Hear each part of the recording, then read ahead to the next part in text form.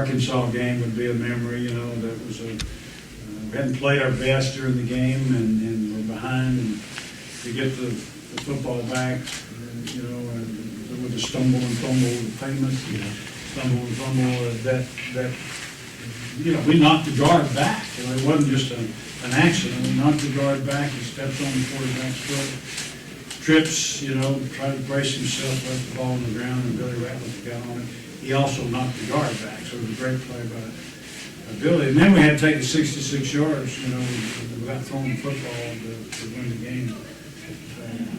Travis Henry had a great game. And then I guess the third memory would be the national championship game. Playing a great Florida State team, coach that I admired and tried to emulate, in a lot of his ways, was Bobby Bowden, because he did things the right way.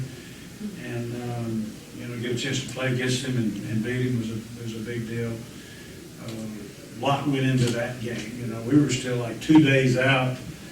They had such a good defensive team, trying to figure out what one run we could really hang our hats on, and there wasn't many. We ran the ball effectively enough that we made them play the coverage we wanted them to play, and we hit the big plays on them at Fearless Price. So that year has just hundreds of great memories. People stepping up when they had to. We had the injury to Jamal Lewis, and the back step up. T developing himself. The defense continued to carry us for a bit until we caught up. So a lot of fun times there. Speaking of a couple of kids who stepped up, a couple of our local guys who went on and had really good NFL careers, Brio Franklin and obviously Jason Witten. What about those two guys? Yeah, I talked to Brio not too long ago. We were so proud of him, even being a franchise player. From the 49ers, I think, maybe, and so we talked recently. Of course, Jason's story is just wonderful, the recruiting side of it and him getting to Tennessee and making the transition. He wasn't very happy with me for a little bit. Because I told him, I told him in recruiting you play defense, and then Jason, I think you could be a great tight end and play a long time if you make the move. And he made the move, but not it was a little begrudgingly. He didn't speak to me for about a month. But then he got the hang of everything, and the rest is history. And I'm so good. And not just great football players, both those guys are great individuals, great people, families. Those kinds of things. How do you feel about the way the current football team is progressing, coming up from what it was a few years ago? Yeah, no. If you're a Tennessee fan at all, you're elated. What Coach Heupel's done is incredibly exciting. And we've definitely closed the gap between the Georgias and the Alabamas, and that puts you at the top level of the conference. And so I'm super pleased with that. And then you look at what Coach Barnes is doing and Coach Vitello's doing, and really all of the sports right now at UT are very much on the uptick, and that's proud to be a little bit of part of that because, having been the athletic director for a bit, I think we helped some in realignment and getting people back on the same page and out of silos. Mm-hmm. And then I give great credit to Donnelly Plowman, our chancellor, and Dan White, and everybody's involved to put us in a good position. Exciting times. Just talk a little about the evolution of the game. I know there's a lot of talk about spread, but at the end of the day, the successful teams still have to be able to line it up and be physical up front in order to win football games. That part hasn't changed, but a lot of other stuff has. Yeah, we talked about that earlier with the group of the sponsors. Sports is like anything else, business or whatever. As you go along, the offense gets ahead a little bit, and the defense catches up, and the offense will find another way to try to move the ball. Defense catch up, technology changes, rules change, and it still gets back to blocking and tackling. The team that tackles and blocks the best and throws the football now, using all the spacing that's out there. Gives you a chance, but you still got to make short yardage, and you still got to get it in on the goal line, and those aren't easy out of spread sets, to do. So we're in an evolutionary thing. I think Josh Heupel and his staff are ahead of a lot of people maybe in their system and schemes, and hopefully we can stay ahead of everybody. That'd be my hope. Speaking of evolution, how about your relationship with Steve Spurrier here from Johnson City over the years? No, Steve and I are friends. I mean, people, obviously we had a very bitter rivalry, and I probably shouldn't say this again, he'll get mad at me, but I think Steve's a great guy when somebody puts a microphone in front of him. But, no, he's a wonderful guy, and he's huge in our conference of evolution. You know, things changing, and he changed the conference to more of a passing team.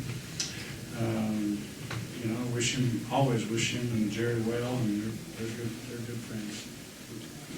I think we're good friends. I think he thinks so. Just talk about coming to an event like this where you get to meet and greet people and help out the Salvation Army. Do you still enjoy coming out and doing stuff like this? I do things all over the state and around the country and different things, but when something as good as this Salvation Army group is, the deeds they do for people that are homeless and hungry, and I mean, how can you not be excited about helping those? So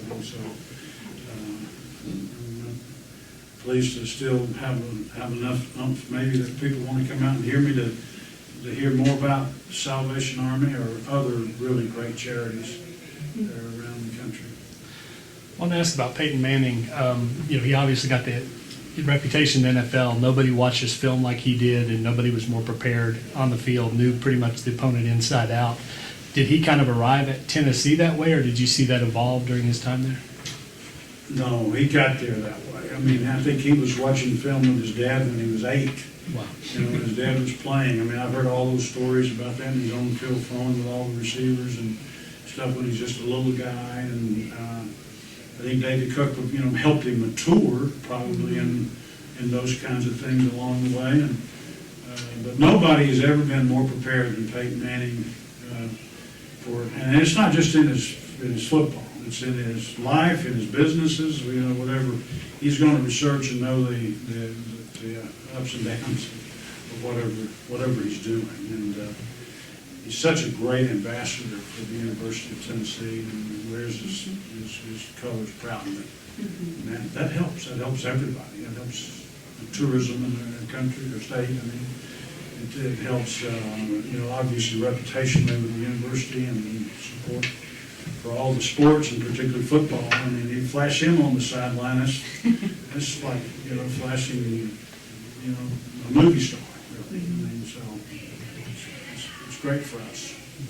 Coach, everybody's asking about your coaching career, but what's maybe your best memory from your playing career? Oh, my goodness. I mean, the chance to get to play. The University, I tell this a lot when they say today, University of Tennessee changed my life. Getting that scholarship and chance to go to college and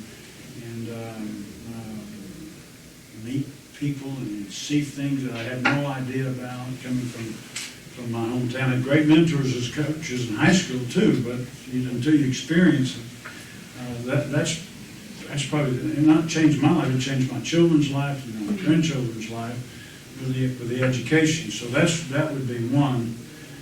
Playing days. I mean, we beat Alabama 3 out of 5 or 3 out of 4. Those are all great memories. I remember my first SEC game. I was just turned 18 as a sophomore, so young, and playing against Auburn in Knoxville. That was a huge moment, to get to play. I tell the story about going to South Bend, Indiana, as a freshman. I mean, coming from Winchester, and I've never been on a plane, so we got 2 old 20-engine planes that were flying. They're flying the offense and the defense, and they fly and land in South Bend, and they bus us to the stadium, and we walk by, and over there is the varsity Notre Dame team practicing. The gold helmets and the blue and the green, and Ara Parsegan is there and walks out and says hello to us, and I think, oh my God, I've arrived, you know, I mean, how does it get greater than this touchdown? Jesus is over here, and, you know, and we played against they didn't have a freshman team, they had a JV team, you know, and we won the game somehow. They had a kid named, not a kid, he was a full-blown man. I just moved from linebacker to guard, which I still don't like. But I moved to guard, and they had this kid named Walt Patulski, you know, they played a JV team. He ended up an All-American. I don't think I was shaving yet. And this guy's got hair on his arm that long, you know, full-on blue beard, so, you know, he's tough. And those things just make you make you for your life, you know. You survive them or thrive through them or whatever, it changes you. Beyond the championships and the wins, what are you proudest of in your time at the University of We were talking Tennessee? about that earlier too, relationship with our players that we have, the fact that we stayed together a lot of us stayed together a long time as a staff. And we provided a culture at UT that was healthy and caring, and we changed a lot of lives. We helped a lot of people reach their goals. You know, maybe it was the NFL, certainly, you know, to get their degree or get, you know, whatever. But from the time they got there as adolescents, they were more close to manhood and ready for the world. That's why you get in it a bit early, you know. Now it's a big business, you know. It was a big business then, but I think we had a really special place. We didn't have to recruit as hard because our kids recruited for us. You know, when they got there, they sold the families on what we were about, and it was great. Now we still have to coach them hard and have sound schemes and all those kinds of things. We didn't just have all the best players because everybody was good in this league, but we had our share of them, and we coached them up hard. You hear that word culture a lot, whether it's business or athletics or whatever. Everybody wants to build a good culture. You guys had a great culture there. In your opinion, what are some of the keys to building as good of a culture as you all have? Well, I think that the foundation of communication, the foundation of caring. I mean, we were centered around. We were the first school in the league to have a full-time team chaplain. That was an important part of what we did, our Christian foundation, regardless of what denomination you were or whatever, you know, that we gave them that opportunity to be a part of that family as well. Tough love, you know, is part of it, being a team. When I went back as athletic director, the 4 pillars that we had was communication, trust, warmth.